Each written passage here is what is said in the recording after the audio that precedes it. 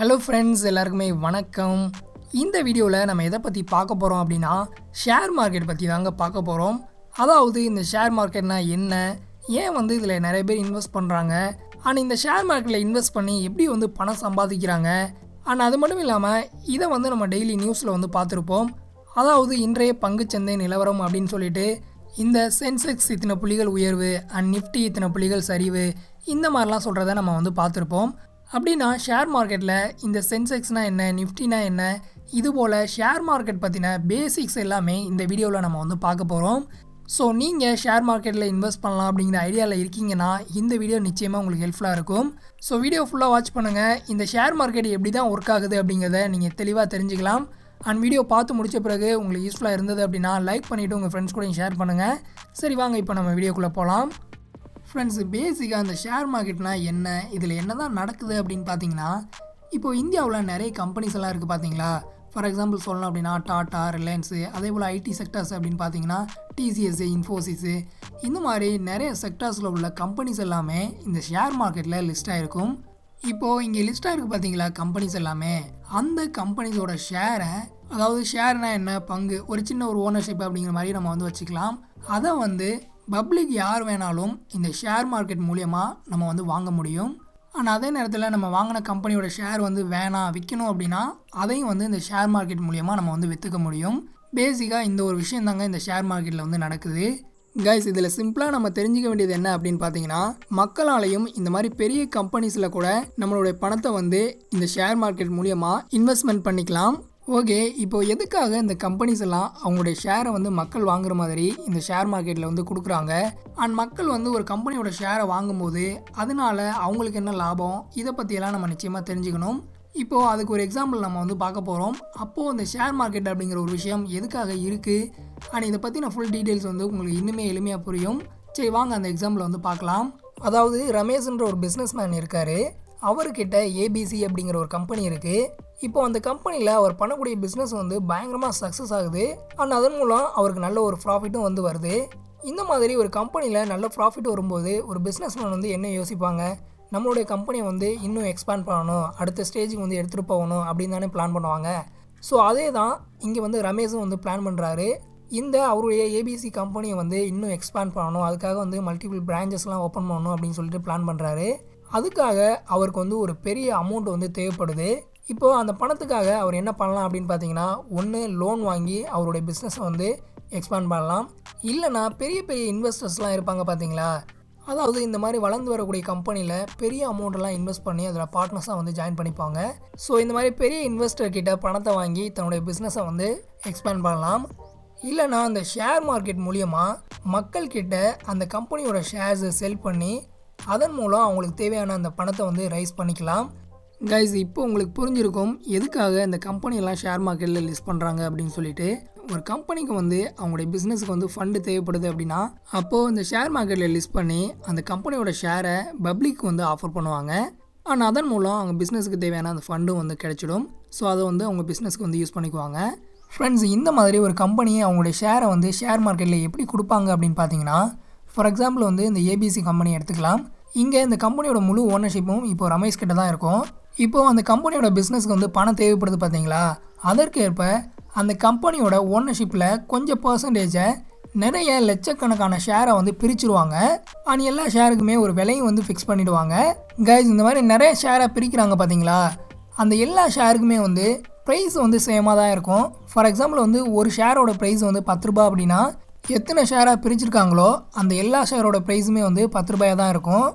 And மக்கள் ஒரு கம்பெனியோட ஷேரை ஷேர் மார்க்கெட்டில் வாங்கும்போது அந்த மொத்த ஷேரில் நம்ம எத்தனை ஷேர் வாங்கணும்னு நினைக்கிறோமோ அதை நம்ம கொடுத்து வாங்கிக்கலாம். ஃப்ரெண்ட்ஸ், இந்த மாதிரி நிறைய ஷேரை பிரித்து கொடுக்குறாங்க பார்த்தீங்களா, அதில் ஒரு சில கம்பெனிலாம் என்ன பண்ணுவாங்க அப்படின்னா இதை பல கோடிக்கணக்கான சின்ன சின்ன ஷேரை கூட பிரித்து கொடுப்பாங்க. அந்த மாதிரி பண்ணும்போது அந்த ஒரு ஷேரோட ப்ரைஸ் அப்படிங்கிறது ரொம்பவே கம்மியாகும். அதன் மூலம் பப்ளிக் கம்மியான விலையில் கூட அந்த கம்பெனியோட ஷேரை வாங்க முடியும். அதனால தான் கம்பெனிஸ் நிறைய சின்ன சின்ன ஷேரை பிரித்து இந்த ஷேர் மார்க்கெட்டில் கொடுக்குறாங்க. ஃப்ரெண்ட்ஸ், இந்த மாதிரி நிறைய ஷேர்லாம் பிரிச்சிட்ட பிறகு அடுத்த கம்பெனியோட ஷேரை மக்களுக்கு கொடுக்க ஷேர் மார்க்கெட்டில் லிஸ்ட் பண்ணுவாங்க. இதை எங்கே லிஸ்ட் பண்ணுவாங்க அப்படின்னு பார்த்தீங்கன்னா, இப்போது இந்தியன் ஷேர் மார்க்கெட்டில் இந்த மாதிரி கம்பெனியோட ஷேர்ஸை மக்கள்கிட்ட எக்ஸ்சேஞ்ச் பண்ண இந்த என்எஸ்சி அண்ட் பிஎஸ்சி பிஎஸ்சினா பாம்பே ஸ்டாக் எக்ஸ்சேஞ்ச் அண்ட் என்எஸ்சினா நேஷ்னல் ஸ்டாக் எக்ஸ்சேஞ்ச். இங்கே தான் வந்து மோஸ்ட்லி எல்லா கம்பெனிஸுமே வந்து லிஸ்ட் பண்ணுவாங்க. ஃப்ரெண்ட்ஸ், இந்த மாதிரி ஒரு கம்பெனி வந்து ஷேர் மார்க்கெட்டில் லிஸ்ட் ஆகணும் அப்படின்னா அதுக்கு நம்மளுடைய இந்தியன் கவர்மெண்ட், அதாவது இந்த செபி வந்து அப்ரூவ் பண்ணணும். ஸோ இந்த ஷேர் மார்க்கெட்டை ஃபுல்லாக கண்ட்ரோல் பண்ணுறது அண்ட் ரெகுலேட் பண்ணுறது எல்லாமே நம்மளுடைய கவர்மெண்ட் தான். அதை இந்த security exchange board of India வந்து பார்த்துக்குவாங்க. கைஸ், அடுத்து இந்த மாதிரி என்எஸ்சி பிஎஸ்சியில் லிஸ்ட் ஆகக்கூடிய கம்பெனியோட ஷேரை மக்கள் வந்து ஸ்ட்ரைட்டாக வந்து வாங்க முடியாது. அதுக்கு ஸ்டாக் புரோக்கர்ஸ் மூலியமாக தான் கம்பெனியோட ஷேரை நம்ம வாங்குறது விற்கிறது எல்லாமே வந்து பண்ண முடியும். இந்த ஸ்டாக் புரோக்கர்ஸுக்கு எக்ஸாம்பிள் சொல்லணும் அப்படின்னா இந்த ஜீரோதா, ஏஞ்சல் ஒன், அப்ஸ்டாக்ஸு, இந்த மாதிரி நிறைய புரோக்கர்ஸ் வந்து இருப்பாங்க. அவங்க மூலியமாக தான் நம்ம வந்து இந்த கம்பெனியோட ஷேர்ஸ் எல்லாம் இந்த என்எஸ்சி பிஎஸ்சியில் வந்து வாங்க முடியும். ஸோ மக்கள் இந்த ஷேர் மார்க்கெட்டில் ஒரு கம்பெனியோட ஷேரை வாங்கணும் அப்படின்னா அதுக்கு இந்த ஸ்டாக் புரோக்கர்ஸ்லாம் இருக்காங்க பார்த்தீங்களா, அவங்கக்கிட்ட டிமேட் அக்கௌண்ட் வந்து ஓப்பன் பண்ணிக்கணும். அது என்ன டிமேட் அக்கௌண்ட் அப்படின்னு பார்த்தீங்கன்னா, இப்போ எல்லாமே நம்ம வந்து இந்த ஷேர் மார்க்கெட்டில் ஆன்லைனில் தான் நம்ம வந்து வாங்குறது விற்கிறது எல்லாமே வந்து பண்ண போகிறோம். ஸோ நம்ம வாங்கக்கூடிய கம்பெனியோட ஷேர் எல்லாமே சேஃபாக வந்து இந்த டிமேட் அக்கௌண்ட்டில் தான் ஸ்டோர் ஆகும். அதுக்காக தான் இந்த ஷேர் மார்க்கெட்டில் ஒரு கம்பெனியோட ஷேரை வாங்குறது விற்கிறது எல்லாத்துக்குமே இந்த டிமேட் அக்கௌண்ட் அப்படிங்கிறது நிச்சயமாக வந்து தேவை. கைஸ், இந்த டிமேட் அக்கௌண்ட் வந்து ஓப்பன் பண்ணுறது வந்து ஒரு பெரிய விஷயமே இல்லைங்க. நம்மளுடைய PAN card details, account number and ஒரு சில பேசிக்கான இன்ஃபர்மேஷன் எல்லாமே கொடுத்தோம் அப்படின்னா ஈஸியாக இந்த டிமேட் அக்கௌண்ட் வந்து ஓப்பன் பண்ணிக்கலாம். நெக்ஸ்ட் டிமேட் அக்கௌண்ட் ஓப்பன் பண்ணிட்டோம் அப்படின்னா நாம் எந்த கம்பெனியோட ஷேரை வேணாலும் வாங்குறது விற்கிறது எல்லாமே வந்து பண்ணிக்க முடியும். கைஸ், இந்த மாதிரி ஷேர் மார்க்கெட்டில் மக்கள் வந்து ஒரு கம்பெனியோட ஷேரை வாங்கும்போது அவங்களுக்கு எப்படி லாபம் வரும் அப்படின்னு பார்த்தீங்கன்னா, ஒரு கம்பெனி ஷேர் மார்க்கெட்டில் லிஸ்ட் ஆன பிறகு அந்த கம்பெனியோட ஷேர் ப்ரைஸ் இருக்குது பார்த்தீங்களா, அது வந்து அதிகமாகிறது கம்மியாகிறது இந்த மாதிரி வந்து ட்ரேட் ஆகிட்டே இருக்கும். ஸோ இந்த ஷேர் ப்ரைஸ் வந்து இன்க்ரீஸ் ஆச்சு அப்படின்னா நமக்கு வந்து லாபம் வரும், அண்ட் ப்ரைஸ் வந்து டிக்ரீஸ் ஆச்சு அப்படின்னா நமக்கு வந்து நஷ்டம் வரும். அதனால தான் பார்த்தீங்கன்னா ஷேர் மார்க்கெட் வந்து எப்போதுமே வந்து ரிஸ்க் அப்படின்னு வந்து சொல்லுவாங்க. ஓகே, இப்போ உங்களுக்கு தெளிவாக புரிஞ்சிருக்கும். ஒரு கம்பெனியோட ஷேர் ப்ரைஸ் வந்து இன்க்ரீஸ் ஆச்சு அப்படின்னா நமக்கு வந்து லாபம் வரும், அதுவே வந்து டிக்ரீஸ் ஆச்சு அப்படின்னா நமக்கு வந்து நஷ்டம் வரும். ஓகே, எப்படி வந்து இந்த கம்பெனியோட ஷேர் ப்ரைஸ் வந்து இன்க்ரீஸ் ஆகும் அப்படின்னு பார்த்தீங்கன்னா, அதாவது நம்ம எந்த கம்பெனியோட ஷேரை வாங்குகிறோமோ அந்த கம்பெனியோட பிஸ்னஸ் வந்து நல்லா போச்சு, மக்கள்கிட்ட நல்ல டிமாண்ட் இருக்குது, அவங்களுடைய ப்ராடக்ட்ஸ் எல்லாம் மக்கள் வாங்குறாங்க அப்படின்னா அப்போது அந்த கம்பெனியோட ஷேர் ப்ரைஸும் இந்த ஷேர் மார்க்கெட்டில் வந்து அதிகமாகும். இல்லை ஒருவேளை அந்த கம்பெனியோட பிஸ்னஸ் வந்து அந்தளவுக்கு வந்து பெருசாக போகலை, லாஸ் ஆகுது அப்படின்னா அப்போது அந்த கம்பெனியோட ஷேர் ப்ரைஸும் வந்து ஷேர் மார்க்கெட்டில் வந்து கீழே வந்து போகும். ஃப்ரெண்ட்ஸ், இந்த மாதிரி ஒரு கம்பெனியோட ஷேர் ப்ரைஸ் வந்து இன்க்ரீஸ் ஆக டிக்ரீஸ் ஆக இன்னும் நிறைய ரீசன் வந்து இருக்குது. ஸோ இதில் நம்ம தெரிஞ்சுக்க வேண்டியது, ஒரு கம்பெனியை ஒரு ப்ரைஸு கொடுத்து நம்ம வாங்குகிறோம் பார்த்தீங்களா, அந்த ப்ரைஸை விட அதிகமாக போகும்போது நமக்கு வந்து லாபம் வரும். இல்லை நம்ம வாங்கின ப்ரைஸை விட கம்மியாக வந்து போகுது அப்படின்னா அப்போது வந்து நமக்கு வந்து நஷ்டம் வரும். ஸோ நம்ம ஷேர் மார்க்கெட்டில் இந்த மாதிரி கம்பெனிஸில் இன்வெஸ்ட் பண்ண போகிறோம் அப்படின்னா அதுக்கு நம்ம எந்த கம்பெனியில் இன்வெஸ்ட் பண்ண போகிறோமோ அந்த கம்பெனி பற்றின நிறைய டீட்டெயில்ஸ் வந்து தெரிஞ்சுக்கணும்.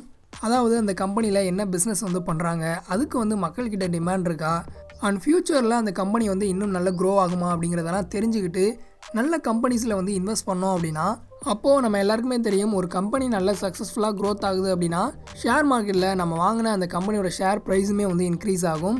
ஸோ அதன் மூலம் நமக்கு நல்ல லாபம் வரும். ஃப்ரெண்ட்ஸ், இப்போது இந்த நிஃப்டி அண்ட் சென்செக்ஸ்னால் என்ன அப்படிங்கிறத பார்க்கலாம். அதாவது இந்தியன் ஷேர் மார்க்கெட்டில் இந்த என்எஸ்சி பிஎஸ்சியில் தான் நிறைய கம்பெனிஸ் வந்து லிஸ்ட் ஆகிருக்கும் அப்படிங்கிறது நம்ம எல்லாருக்குமே தெரியும். இதில் பிஎஸ்சியில் பார்த்தீங்கன்னா 5000+ கம்பெனிஸ் வந்து லிஸ்ட் ஆகிருக்கு. இந்த பிஎஸ்சியில் லிஸ்ட் ஆகக்கூடிய கம்பெனிஸில் நல்லா பர்ஃபார்ம் பண்ணக்கூடிய டாப் 30 கம்பெனிஸோட வேல்யூவை தெரிஞ்சுக்கிறதுக்காக உள்ள ஒரு விஷயந்தான் இந்த சென்செக்ஸ் அப்படிங்கிறது.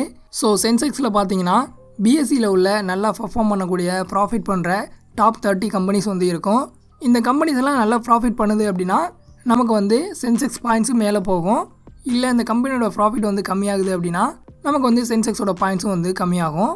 இப்போது பிஎஸ்சிக்கு வந்து எப்படி வந்து சென்செக்ஸ் இருக்கோ அதே மாதிரி என்எஸ்சிக்கு பார்த்தீங்க அப்படின்னா அதில் உள்ள நல்லா பர்ஃபார்ம் பண்ணக்கூடிய கம்பெனிஸை வந்து தெரிஞ்சுக்கிறதுக்காக உள்ள ஒரு விஷயந்தான் இந்த நிஃப்டி அப்படிங்கிறது.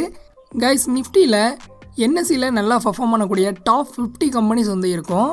ஸோ இந்த கம்பெனிஸ் எல்லாம் வந்து நல்லா பர்ஃபார்ம் பண்ணுச்சு அப்படின்னா இந்த நிஃப்டி பாயிண்ட்ஸ் வந்து இன்க்ரீஸ் ஆகும். இல்லை இந்த கம்பெனிஸோட ப்ராஃபிட் வந்து கம்மியாகும் போது ஆட்டோமேட்டிக்காக அந்த நிஃப்டி பாயிண்ட்ஸுமே பார்த்தீங்கன்னா நமக்கு வந்து கம்மியாகும்.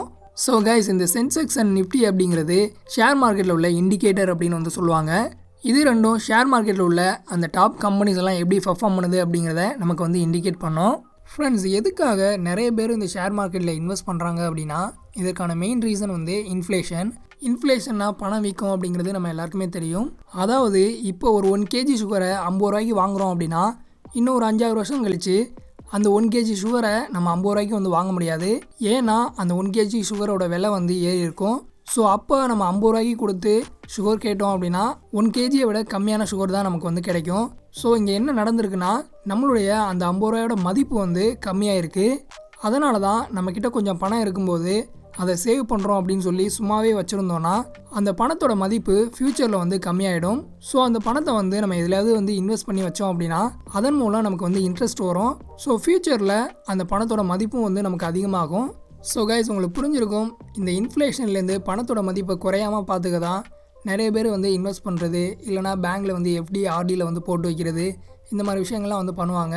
இப்போது இன்வெஸ்ட்மெண்ட் அப்படின்னு பார்க்கும்போது ஷேர் மார்க்கெட்டில் தான் அதிகமான ரிட்டர்ன்ஸ் வந்து வரும். ஃப்ரெண்ட்ஸ், இதுக்காக தான் ஷேர் மார்க்கெட்டில் ரிஸ்க் அதிகமாக இருந்தாலுமே நிறைய பேர் தங்களுடைய பணத்தை வந்து இன்வெஸ்ட்மெண்ட் பண்ணுறாங்க. ஆனால் இந்த ஷேர் மார்க்கெட்டில் இன்னொரு ப்ளஸ் என்ன அப்படின்னு பார்த்தீங்கன்னா, நம்மக்கிட்ட கம்மியான கொஞ்சம் தான் பணம் இருக்குது அப்படின்னாலும் அதையுமே இந்த ஷேர் மார்க்கெட்டில் நல்ல கம்பெனியோட ஷேரில் இன்வெஸ்ட்மெண்ட் பண்ணலாம்.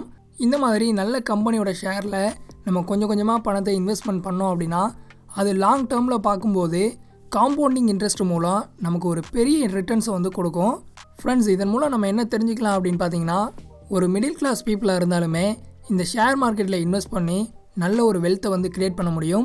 ஸோ நீங்கள் இன்னும் இந்த ஷேர் மார்க்கெட்டில் இன்வெஸ்ட்மெண்ட் பண்ண ஆரம்பிக்கல அப்படின்னா இதை பற்றி இன்னும் நிறைய இன்ஃபர்மேஷன் வந்து தெரிஞ்சுக்கோங்க. அண்ட் கூடிய சீக்கிரம் உங்களுடைய இன்வெஸ்ட்மெண்ட் ஜேர்னியை வந்து ஸ்டார்ட் பண்ணுங்கள். ஓகே, இந்த வீடியோ வந்து உங்களுக்கு யூஸ்ஃபுல்லாக இருந்திருக்கும் அப்படின்னு நம்புகிறேன். வீடியோ ஹெல்ப்ஃபுல்லாக இருந்தது அப்படின்னா லைக் பண்ணிவிட்டு உங்கள் ஃப்ரெண்ட்ஸ் கூட ஷேர் பண்ணுங்கள். நம்ம மீண்டும் அடுத்த வீடியோவில் வந்து சந்திக்கலாம். தேங்க்யூ.